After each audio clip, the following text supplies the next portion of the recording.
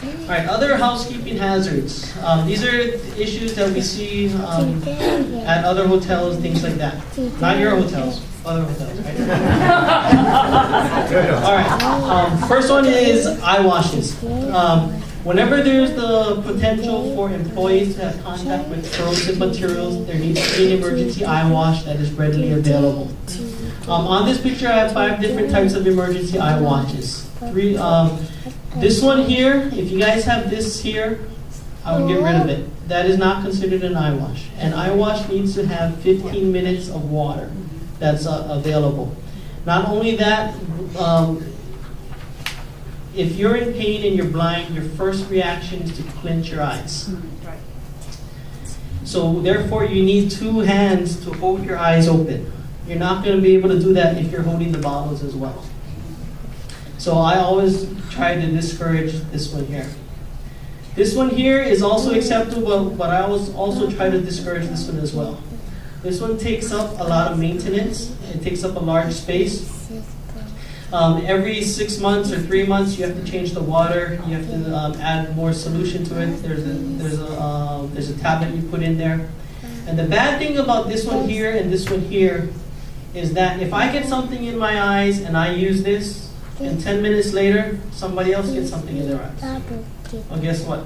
They're out of luck because I just used all the water. Yeah.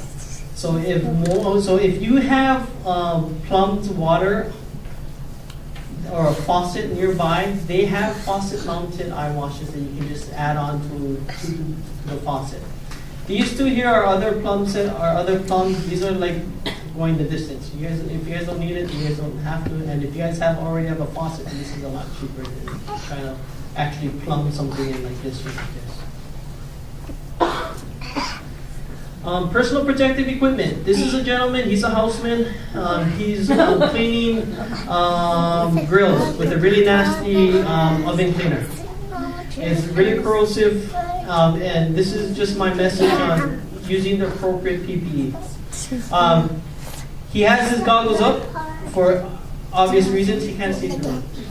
If this is in mid-morning, you guys, if this is a problem, then you guys want to provide the appropriate PPE.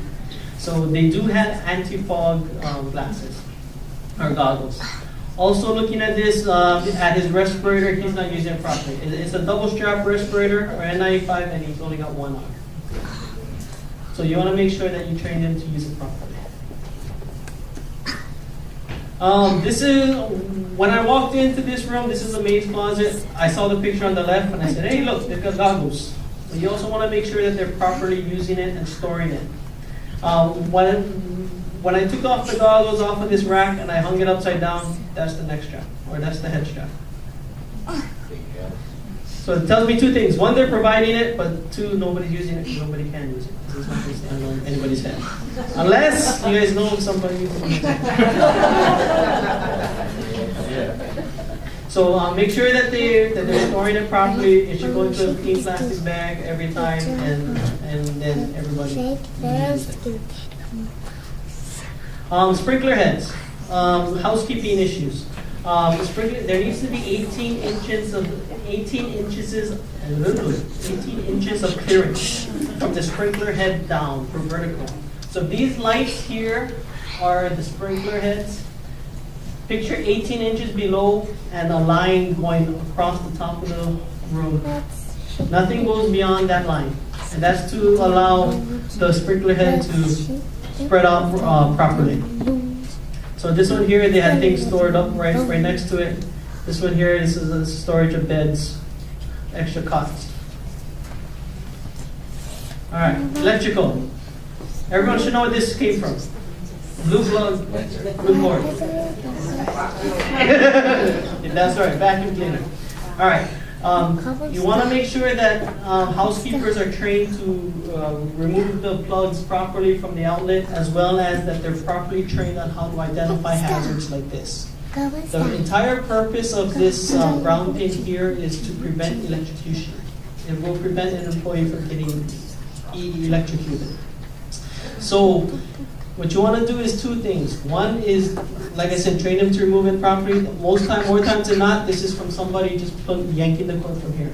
Just plug it over there. I don't want to walk over there to yank the cord. And that's how the ground pin breaks. I have a question on this. Yes.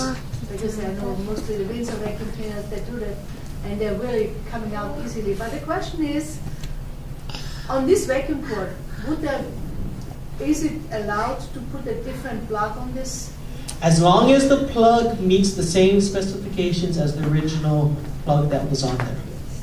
But my question is, you know, when you put a different plug on it, it's the cord and the plug, so it doesn't need to be the same, like multi-pin in the plug. No. That was one of the things what we had with our engineering, and they always find Yeah, so I looked up here, and there's there's a yellow head up here, and there's a white one up here, and I can tell that's not the original plug that came with it. The vacuum, as long as it is done by an electrician, and it is the right, which is yes, the it's the same gauge. Okay, and yes. All right. The other thing you want to do with your housekeepers is train them to recognize common hazards like this. Housekeepers play a very important role in the hotels or healthcare industries. They are the only ones who go into each and every space on a regular basis.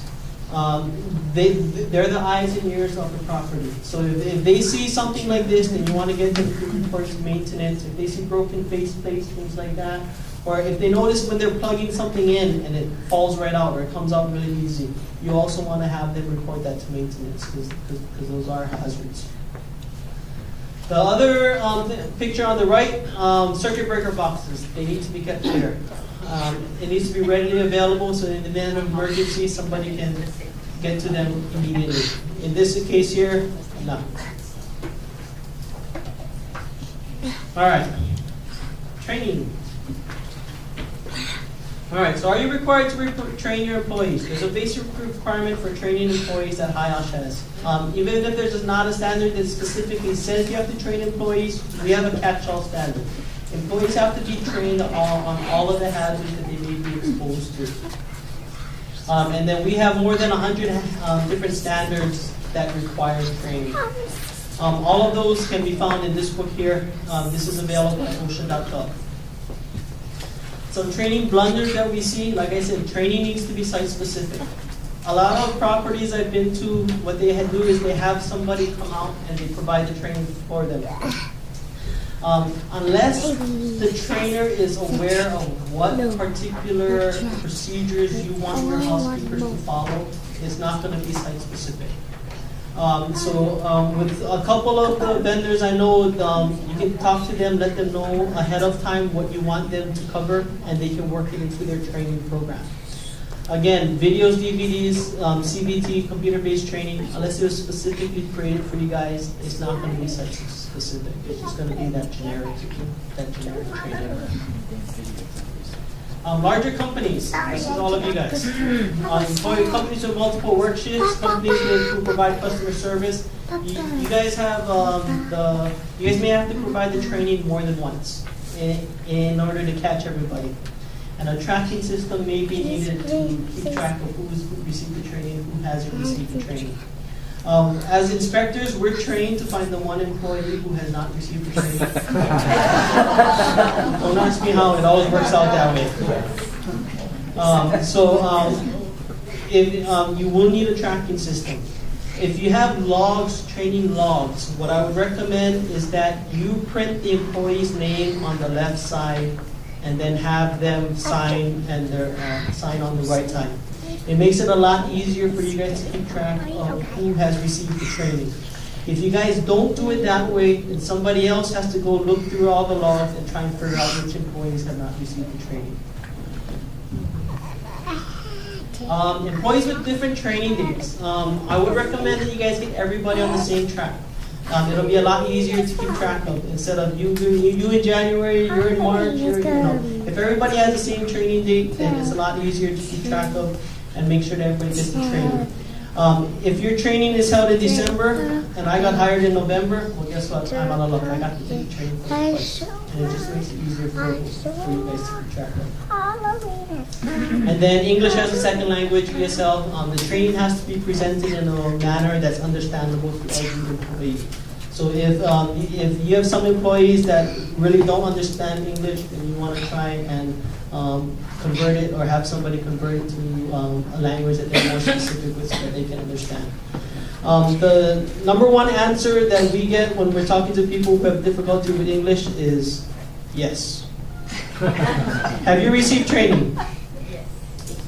Yes. Yes. What did it cover? Yes. So if you have employees like that, then you got to make sure that they're able to answer, or that they're able to understand what training is, what the training covers. All right. Are you required to keep training records? Not every standard requires training records. Bloodborne pathogens we covered earlier, that does require training records. Hazard communication, which we covered second, that does not require training records. But if you don't have training records, how can you prove that the employees are trained? Also, on numerous occasions when we talk to employees, we say, hey, did you receive hazard communication training? No, I never did receive that. When we come back to the logs, guess what? They signed their name next to it because they did receive training. That saved numerous people from citations. So, when you guys aren't required to keep training records, but I would strongly recommend you guys keep training records. And then what's required in a training record? This is the bloodborne pathogens, the elements that are required in a bloodborne pathogens training record. The dates of the training session, summary of the training, name and qualifications of the person conducting the training, and the name and job titles of the person attending the training. And it needs to be kept at least for 3 years in the training record. So this is an example of an individual type training record. And it has all 5 items. The other thing that you can also do is on here where it says employee name, I know you guys can see it, but you guys can put C attached. So you can use this training record as a log. And job title C attached, and just have a table that's attached to it.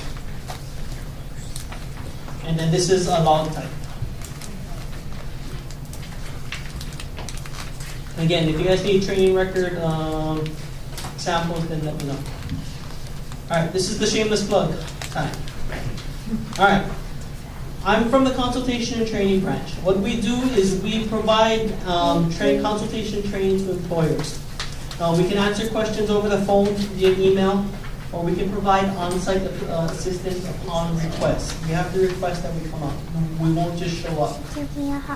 It's free and confidential.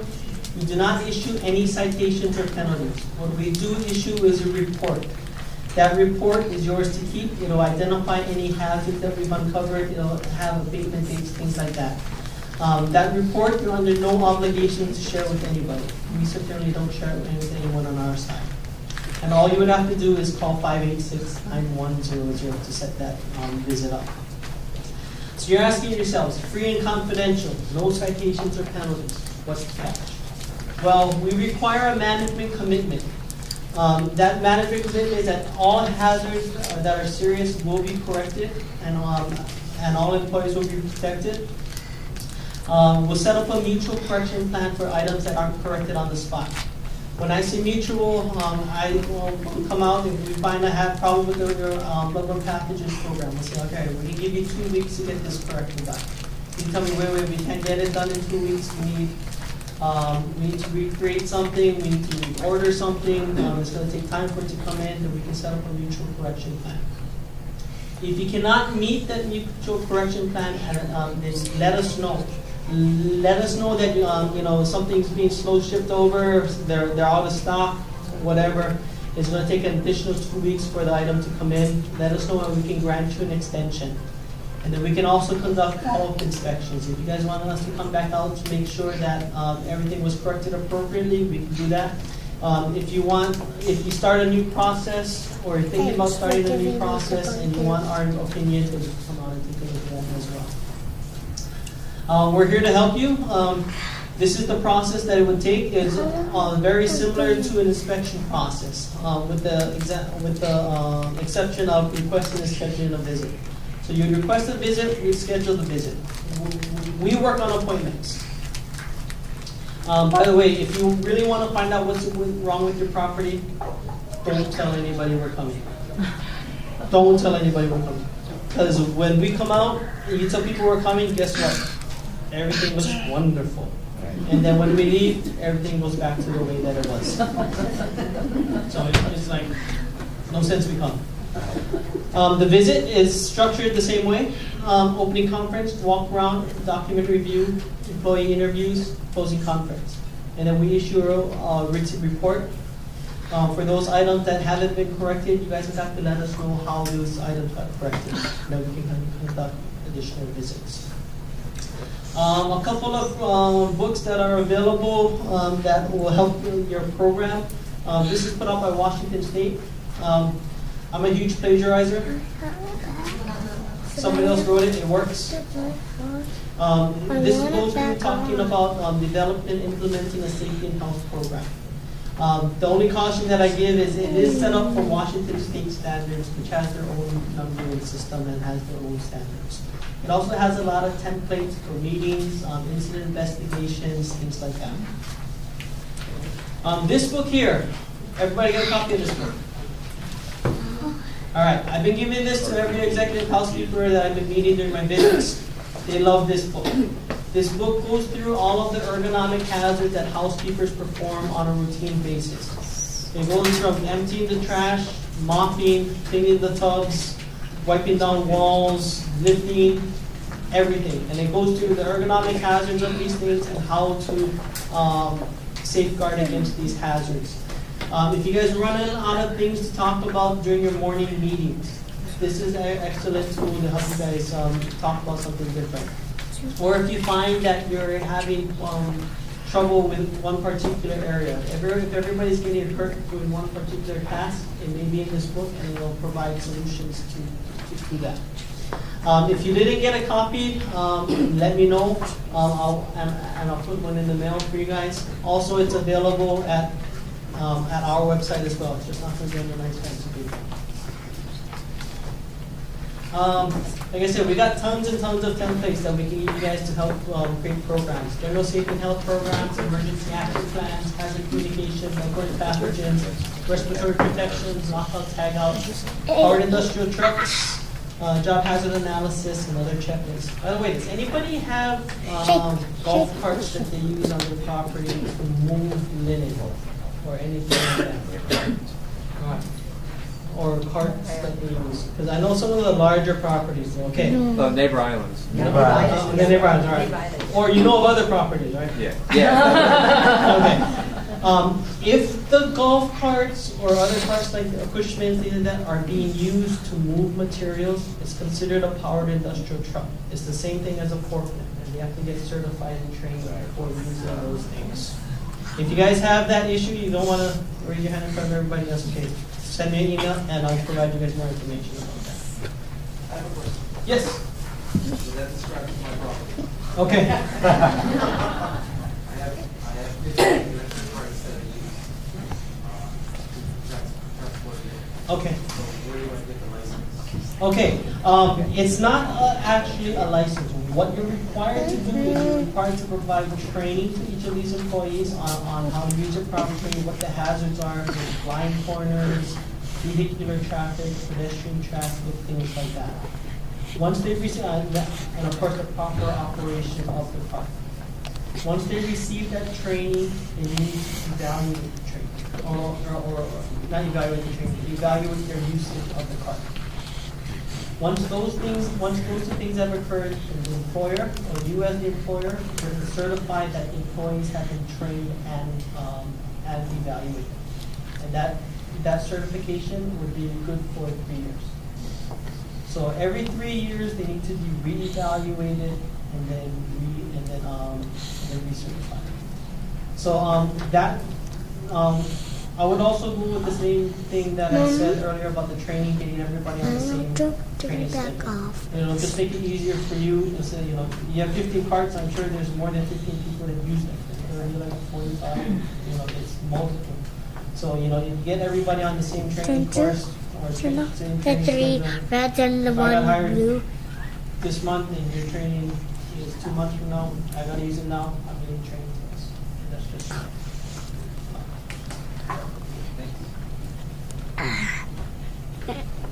All right. I normally cover this for the HR people, because I know the HR people are the ones who are buying this. Who has posters like this in their workplace? Everybody has a poster, something similar like this?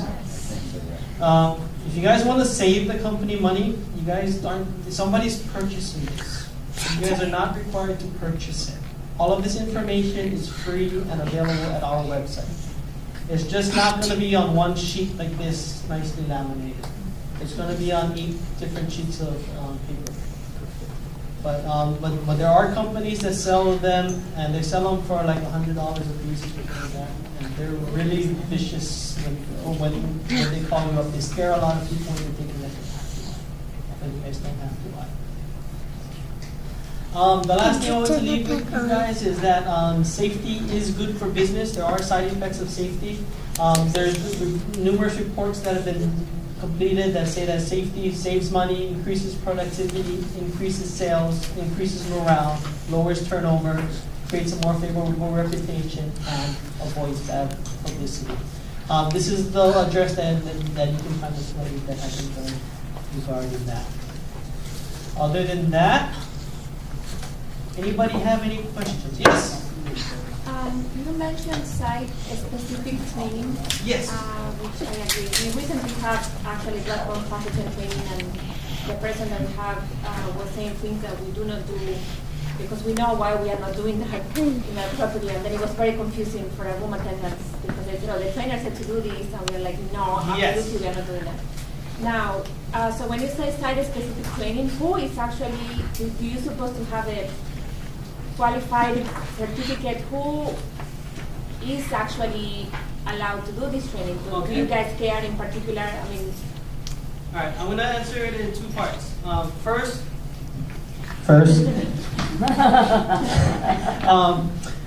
we don't qualify or we don't disqualify any trainers. It's up to you guys whether or not you feel that the person is competent through training or experience and are knowledgeable enough to provide the training.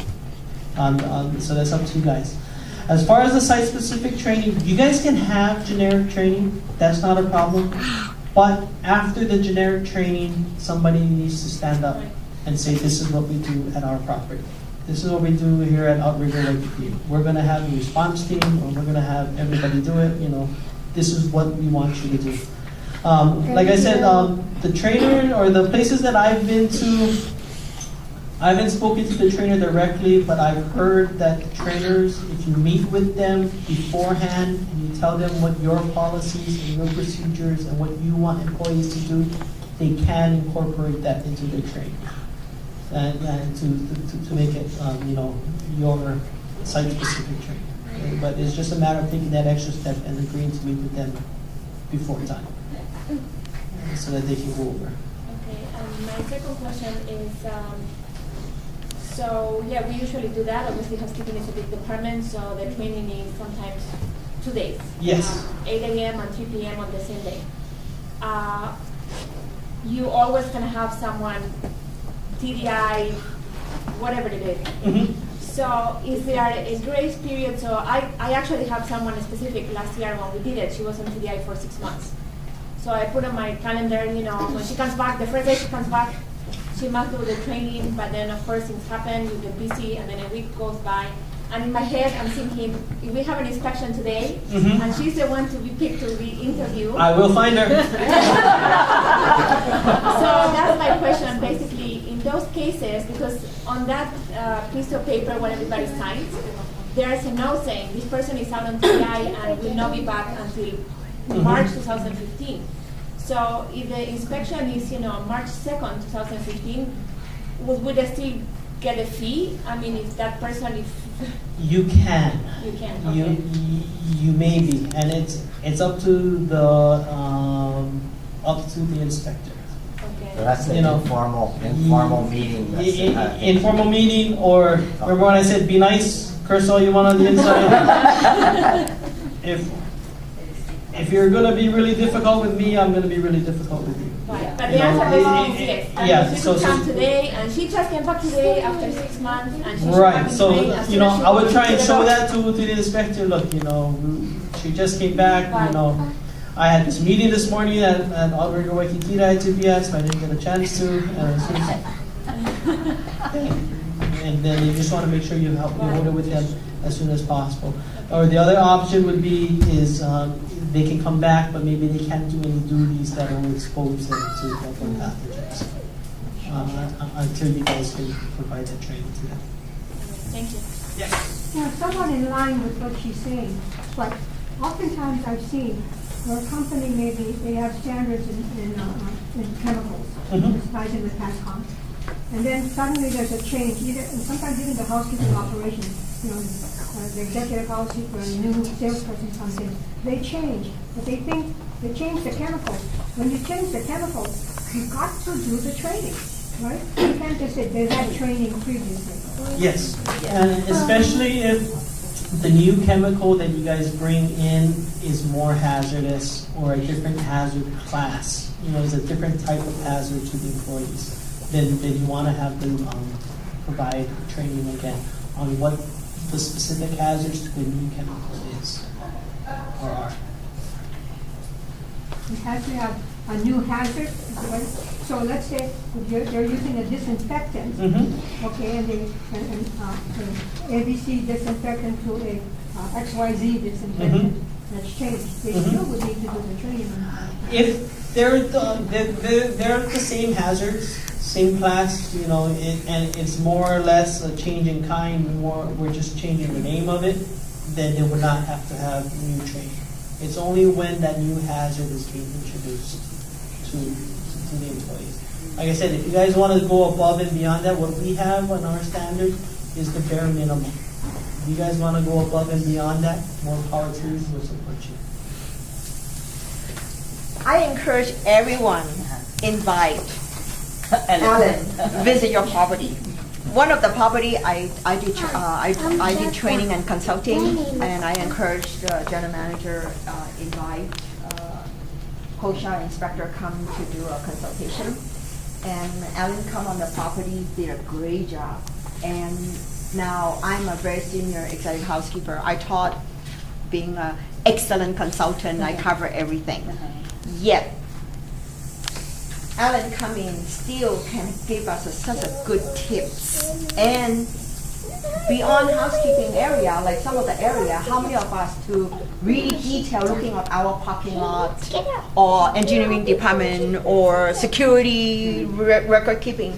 Alan did a great job coming on the property, and I read your report. I was so amazed how much detail you provide to the property. I did training, and now, so then after not too long later, someone come and inspect, and they get 0 fines. And so proud. And I encourage everybody. And you guess what? It's a confidential and it's free. So, and you learn a lot. And thank you for coming, Alan. And we so appreciate you. Oh, thank you. He is absolutely right. And you need to be nice with the inspector. Feed them lunch. Yeah. And then they would be so not. No, they won't eat lunch with you. So but that's nice. Bribery. Yeah, that's nice. Yeah. So before you leave the meeting, make sure write down Alan's phone numbers. Call him up. Yes. It's all on my card, which is in here. Yeah. As well as my contact information, and it's also on the handouts that I provided. Just out of curiosity, did anybody receive inspection from the federal guys? We tried it out. Federal. Have you also had inspections from local HIOSH as well? Big I difference. was going to ask if there's a difference between. Big difference. Big difference? Well, every inspector has their pet peeve. So you just never know what you're going to get. Somebody's very focused on electrical, one might be very focused on bloodborne pathogens, and so it's always a gamble. But the federal ones were a little more uptight, and then some were a little bit more very relaxed. They come in and they're very, very basic. So it's really a gamble. Yeah. One of my clients, they got inspected by someone from Boston, and they referred to him as the Boston Strangler. Yeah, we had that guy. And we had That's outrigger, so we had probably 8 different inspectors. Wow. So, and a couple did the more than one, but we were constantly getting different ones. The biggest problem was the language barrier. Somebody from a mainland cannot speak to our housekeepers very well. And they're getting frustrated. Actually, we had an inspector which had really, and I am a foreign person twice because funny accent, but really he had a language issue himself. We had that guy too. That's the guy. Yeah, but I mean, it was really interesting because I said, oh my God, and then he's asking questions, it's very fun how this turns out. I'm very careful, I have my accent. The good news is, Federal OSHA, they left the island. So, for the jurisdiction, anyway, HIOSH has full jurisdiction now of the private industry. So if anybody does come out, then it will be somebody from HIOSH. Okay. Question: if Federal HIOSH inspected us 6 months ago, Yes. now HIOSH took over, do we get the 2 years or? You should, as long as what they did the first time was a comprehensive visit. Yeah. Okay.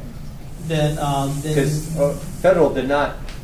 yeah, care. I don't know what's up. Yeah, Federal OSHA. If HIOSH was in within a year, they were like, I don't care, we're Federal OSHA. Yeah, I don't Okay. know, but we should be observing Okay. that too. And then last thing, the consultation. Uh-huh.